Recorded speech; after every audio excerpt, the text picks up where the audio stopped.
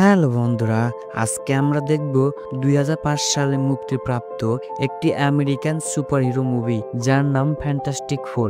এই মুভিতে কিছু ফ্রেন্ডরা স্পেস স্টেশনে কিছু রিসার্চ করতে যায়। সেখানে তারা একটি অ্যাক্সিডেন্টের শিকার হয়, আর ওই অ্যাক্সিডেন্টে তারা সুপার পাওয়ার পায়। আর ওই সুপার পাওয়ার তারা কিভাবে ইউজ করে এটি দেখবো এই মুভিতে। তো আর বেশি ইন্ট্রোডাকশন না দিয়ে আজকের মুভি এক্সপ্লেন ভিডিও শুরু করা যাক।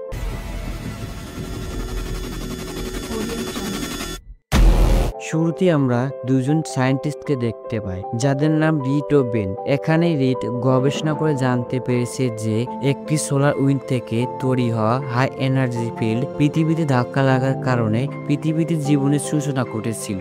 আর কিছুদিনের মধ্যে ওই একই রকম আরেকটি হাই এনার্জি ফিল্ড পৃথিবীতে ধাক্কা লাগবে। কিন্তু রিড ওই হাই এনার্জি ফিল্ডের উপর রিসার্চ করতে চায় যাতে সে মানুষের ডিএনএ সম্পর্কে আরো ভালোভাবে জানতে পারে, যার ব্যবহার করে সে মানুষকে যে কোনো রোগ থেকে মুক্তি করতে পারবে। কিন্তু তাদের ফিনান্সিয়াল অবস্থা এতটাই খারাপ যে তারা ওই হাই এনার্জি ফিল্ডের উপর রিসার্চ করতেই পারবে না। এই জন্য রিড ও বেন ভিক্টরের কোম্পানিতে এসেছে তার কাছ থেকে সাহায্য চাওয়ার জন্য। রিড ভিক্টরকে তার রিসার্চ সম্পর্কে সবকিছু খুলে বলে এবং বলে এই রিসার্চ সম্পূর্ণ করতে তুমি আমাদের সাহায্য করো। ভিক্টর বলে আমি তোমাদের কেন সাহায্য করব। রিড তাকে জানায় তুমি আমাদের সাহায্য করলে এই রিসার্চ থেকে যা লাভ হবে তার বেশি পার্সেন্ট তুমি রাখতে পারবে। ভিক্টর বলে আচ্ছা ঠিক আছে, আমি ৭৫% রাখবো আর তোমাদের ২৫% দেব। এতে কি তোমরা রাজি? রিড রাজি হয়ে যায় তার প্রস্তাবে, কারণ এছাড়া তার কাছে আর কোনো উপায়ও নেই। এখানে ভিক্টর সুইজেনকে রিড ও বেনের সাথে পরিচয় করে দেয়। সুইজেন রিড ও বেনের কথোপকথন দেখে আমরা বুঝতে পারি যে রিড ও সুইজেন আগে হয়তো রিলেশনে ছিল। যাই হোক, সুইজেন রিড ও বেনকে বলে তোমরা আগামীকাল আমাদের স্পেস স্টেশনে আসবে। আমরা আগামীকালই মহাকাশের উদ্দেশ্যে রওনা দেব। আর আমাদের পাইলট হবে আমার কাজিন জনি, যাকে তোমরা আগে থেকেই চেনো। পরের দিন ওই স্পেস স্টেশনে বেন জনিকে দেখে বলে আমি জনির সাথে কাজ করতে পারবো না, কারণ জনি নাসায় আমার জুনিয়র ছিল আর আমি এখন আমার জুনিয়রের আন্ডারে কাজ করতে পারবো না। রিড বলে দেখো আমাদের কিছু করার নেই, আমাদের এই কাজ যে কোনো ভাবে করতে হবে। এই শুনে বেন তাদের সাথে মহাকাশে যাওয়ার জন্য রাজি হয়ে যায়। এরপর সুইজেন বেন ও রিডকে একটি স্পেস স্যুট দেখায় যেটি মানুষের শরীরের তাপমাত্রা অনুযায়ী নিজেকে ধারণ করে নিত। যেমন যখন মানুষের শরীরে গরমের প্রয়োজন তখন ওই স্যুটটি গরম হয়ে যায়, আর যখন মানুষের শরীরে ঠান্ডা প্রয়োজন তখন ওই স্যুটটি ঠান্ডা হয়ে যায়।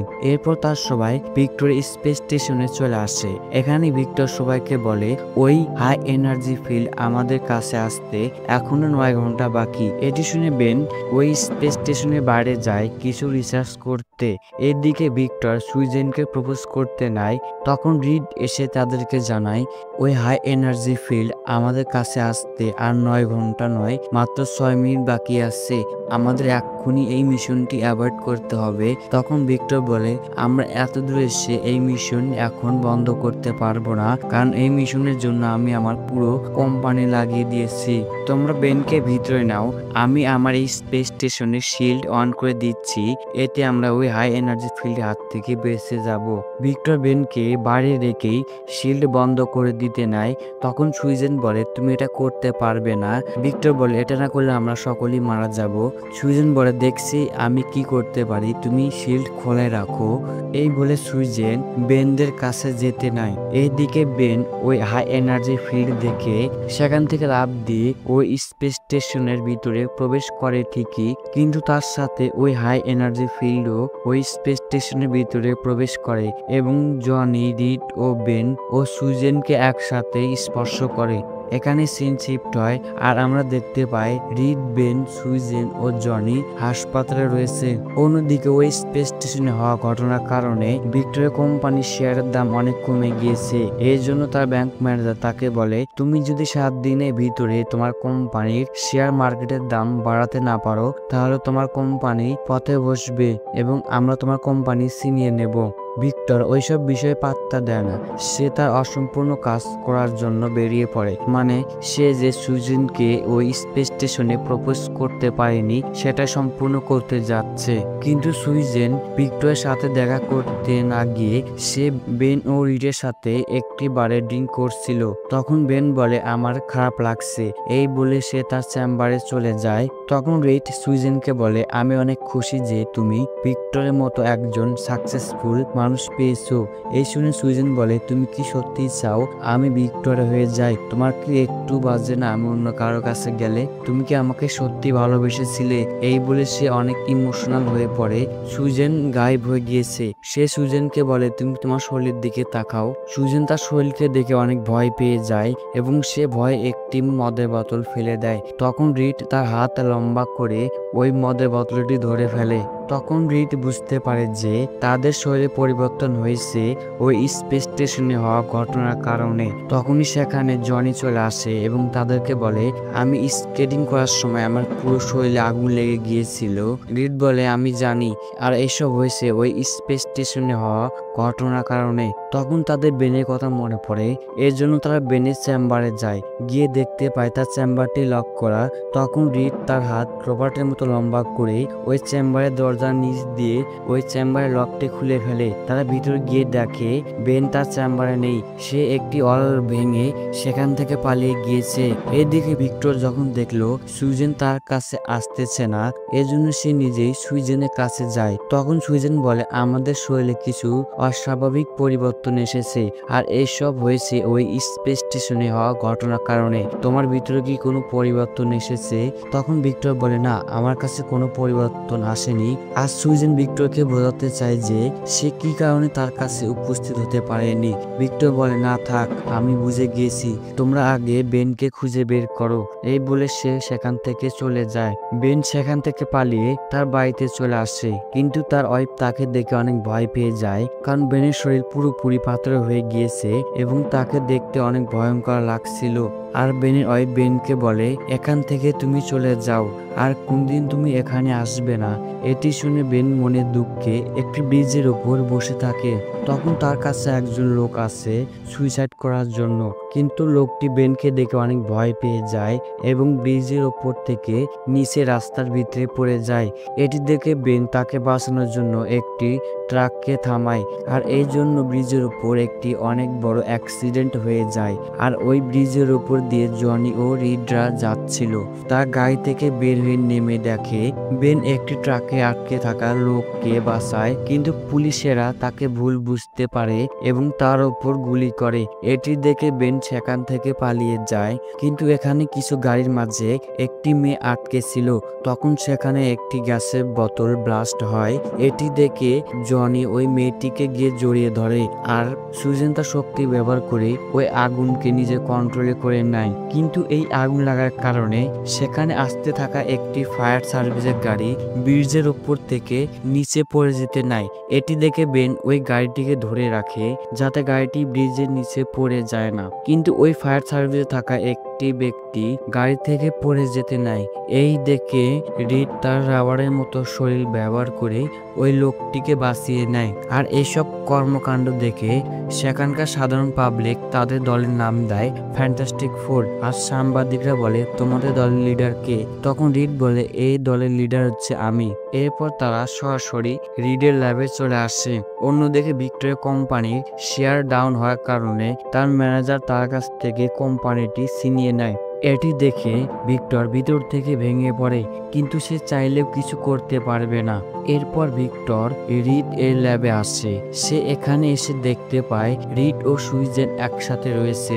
এটি দেখে সে আরো ভেঙে পড়ে এবং মনের দুঃখে সেখান থেকে চলে যেতে নেয়, কিন্তু রিড তাকে ডাক দিয়ে থামায় এবং বলে তুমি যদি ওই দিন আমার কথা শুনে ওই স্পেস স্টেশনে মিশন থামিয়ে দিতে তাহলে হয়তো আজ এরকম হতো না। এটি শুনে ভিক্টর অনেক রেগে যায় এবং বলে তোমার রিসার্চের জন্য আমার সমস্ত টাকা লাগিয়ে দিয়েছিলাম, পাশাপাশি আমার পুরো কোম্পানিও লাগিয়ে দিয়েছিলাম, তবুও তুমি আমারই ভুল ধরছো। এই বলে সে সেখান থেকে চলে যায়, কিন্তু সে যাওয়ার আগে লিফটে একটি ঘুষি মারে। তার ঘুষিতে লিফটটি বেঁকে যায়। তখন সে প্রথমবারের মতো উপলব্ধি করতে পারে যে তার শরীর একটি শক্ত ধাতুতে পরিবর্তন হচ্ছে। এই জন্য ভিক্টর একটি ডক্টরের কাছে যায়। ডক্টর তার হাত দেখে বলে, তোমার শরীর স্টিল বা টাইটানিয়াম থেকেও শক্ত একটি ধাতুতে পরিবর্তন হচ্ছে, আর এই কথা আমার সরকারকে জানাতে হবে, কারণ এই রোগটি যদি সংক্রামক হয় তাহলে ভবিষ্যতে আমাদের বিপদ হতে পারে। তখন ভিক্টর বলে, তুমি এই কথা কাউকে বলতে পারবে না, কারণ আমারও নিজস্ব লাইফ রয়েছে এবং পাশাপাশি আমার কোম্পানিকেও তো সামাল দিতে হবে। এই বলে ওই ডক্টরকে ভিক্টর মেরে ফেলে, যাতে ডক্টরটি এই পরিবর্তন কাউকে বলতে না পারে। এরপর ভিক্টর তার শক্তি ব্যবহার করে ওই ব্যাংক ম্যানেজারকে মেরে ফেলে, যে ভিক্টরের কাছ থেকে তার কোম্পানি নিয়েছিল। এইদিকে রিড সকলের শক্তির উপর পরীক্ষা শুরু করে দেয়, যাতে তাদের আগের মতো স্বাভাবিক করে দিতে পারে। এখানে জনি এসে তাকে বলে, আমার কাপড়ে খরচা বেড়ে যাচ্ছে, কারণ আমি যখন আগুনে পরিবর্তন হচ্ছি তখন আমার সব কাপড় পুড়ে যাচ্ছে। এটি শুনে রিড তাদের ওই স্পেস স্টেশনে পড়ে থাকা স্যুটের উপর রিসার্চ করে এবং সে জানতে পারে ওই স্পেস স্টেশনে হওয়া ঘটনার কারণে শুধু তারাই পরিবর্তন হয়নি, তাদের স্যুটও পরিবর্তন হয়েছে, আর তাদের স্যুট তাদের পাওয়ার ধারণ করতে পারবে। এরপর সুইজেন একদিন বাইরে যায়।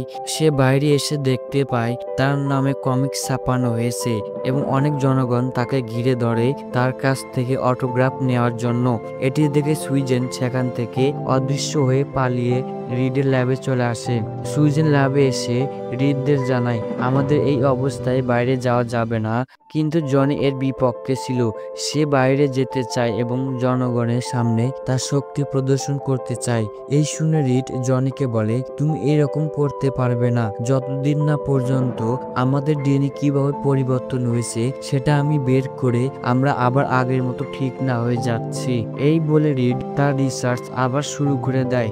এইভাবে কিছুদিন যাওয়ার পর সে বুঝতে পারে যে তাদের ওই স্পেস স্টেশনে যে রেডিও অ্যাক্টিভ এনার্জির সাথে সংঘর্ষ হয়েছিল, ওই রকম আরেকটি রেডিও অ্যাক্টিভ এনার্জি রিভার্স করে তাদের শরীরের উপর প্রয়োগ করতে হবে, তাহলে তারা ঠিক হয়ে যাবে।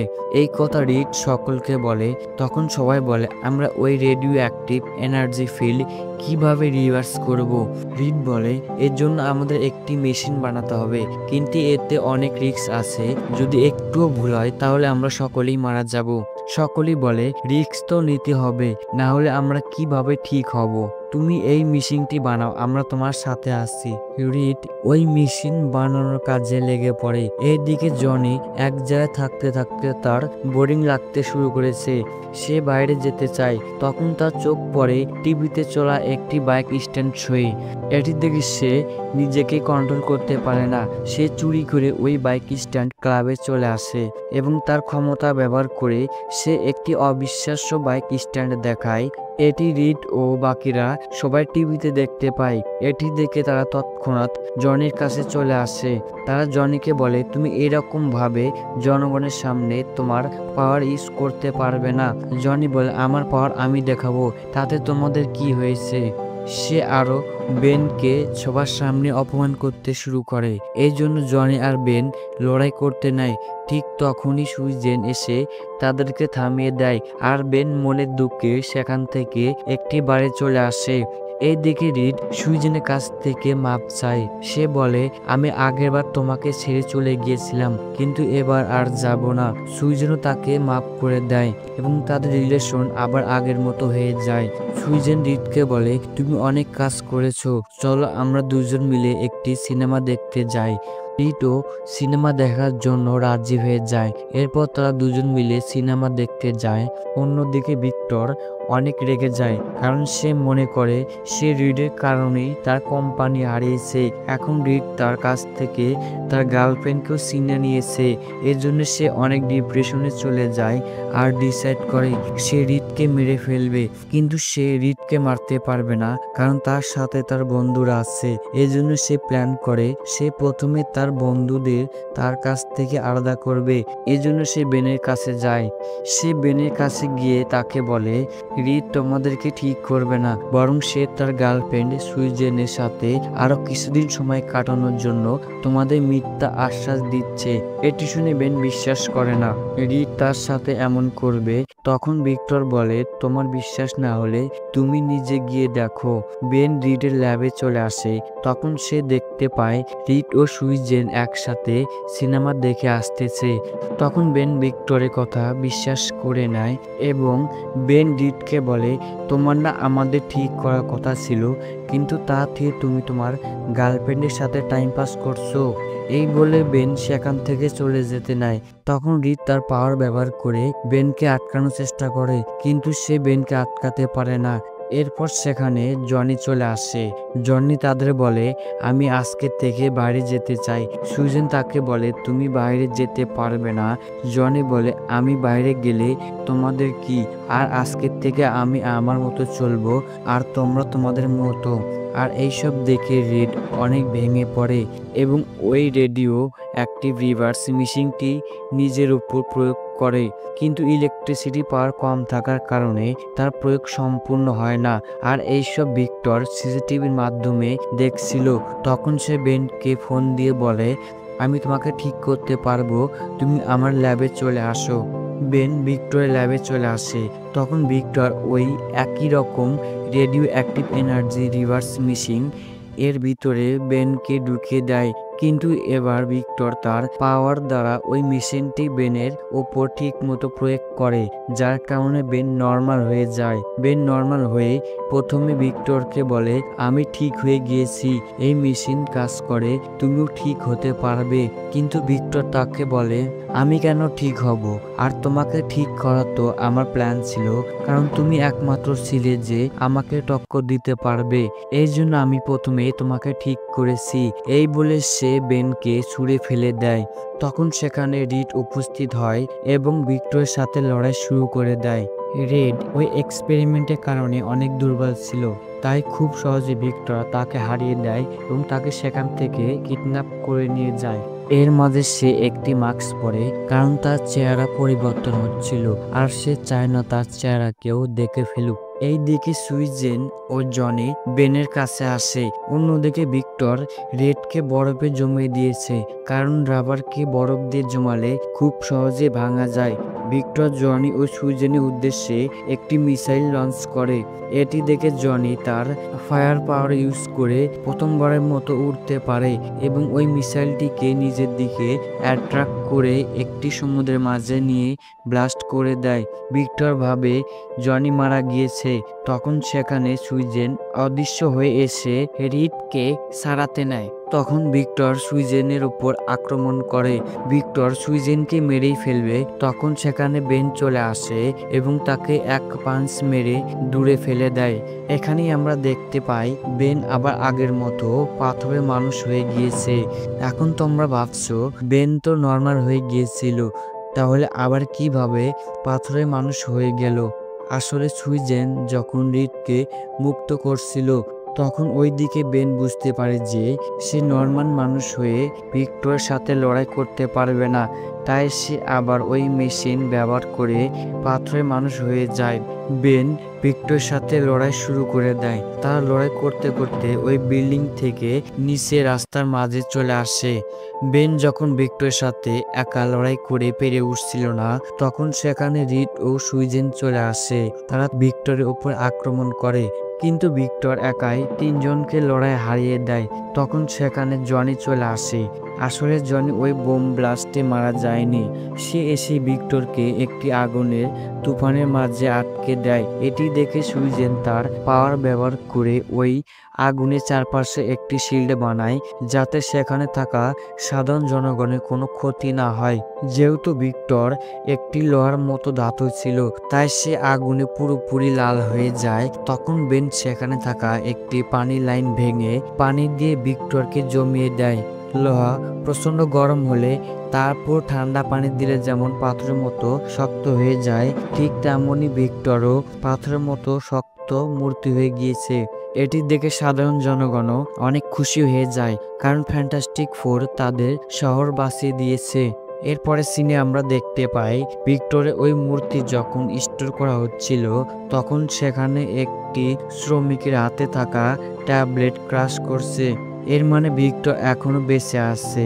এখানে এই মুভিটি শেষ হয়। তো ভিডিওটি ভালো লাগলে সবাই একটি করে লাইক দিন আর চ্যানেলটি সাবস্ক্রাইব করে পাশেই থাকুন। তো দেখা হবে পরে কোনো ভিডিওতে। আজকের জন্য বিদায়।